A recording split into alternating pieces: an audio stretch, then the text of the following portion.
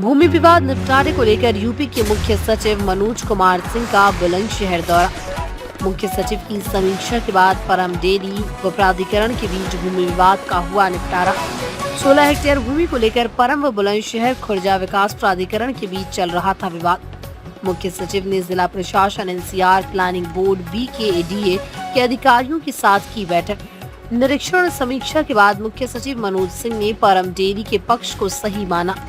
सिकंदराबाद देहात ग्राम पंचायत द्वारा नवनिर्मित बुलंद कोल्ड स्टोरेज का भी निरीक्षण करने पहुंचे मुख्य सचिव।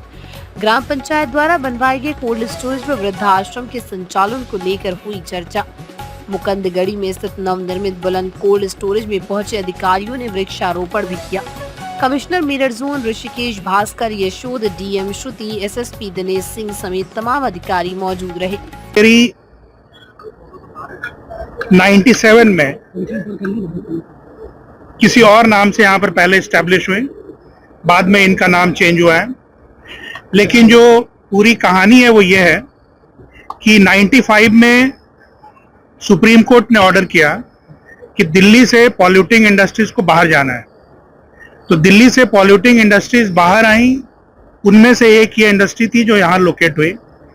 तो यहाँ के 16 हेक्टेयर एरिया को NCR प्लानिंग बोर्ड जो था उसने ये कहा कि ये इंडस्ट्रियल यूज में रहेगी और इसकी 16 हेक्टेयर को as a industry earmark किया उन्होंने।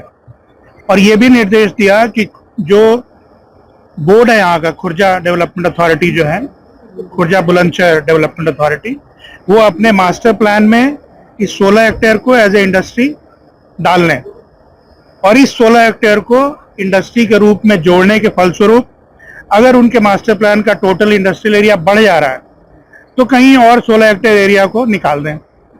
ये उनका स्पष्ट निर्देश थे। लेकिन इसके बावजूद भी खुर्जा बुलंदशहर डेवलपमेंट अथॉरिटी ने ऐसा नहीं किया। उन्होंने अपना मास्टर प्लान में नहीं किया। लेकिन इनकी जो ये इंडस्ट्री बनी हुई है, इसका नक्शा 97-98 में पास हुआ, फिर 2000 में भी पास हुआ था, 2-3 बार पास हुआ, 2013 में भी पास हुआ था। तो अभी इन सब की बात सुनने के बाद आज की बैठक में DM साहब आए, VC थी, NCR प्लानिंग बोर्ड के भी लोग थे। अब उनका कहना है कि हमने 60 मीटर पे ग्रीन बेल्ट कर दिया है, हाईवे से 60 मीटर पे ग्रीन बेल्ट कर दिया है। लेकिन ये सारा ग्रीन बेल्ट करना ना करना, ये सारी बातें 97-98 के बाद की हैं। तो 97-98 में जब ये 16 हेक्टेयर इंडस्ट्रियल एरिया है तो ये इंडस्ट्रियल एरिया रहेगा और इसके दाएं बाएं जहां उनको ग्रीन करना है वो ग्रीन कर सकते हैं।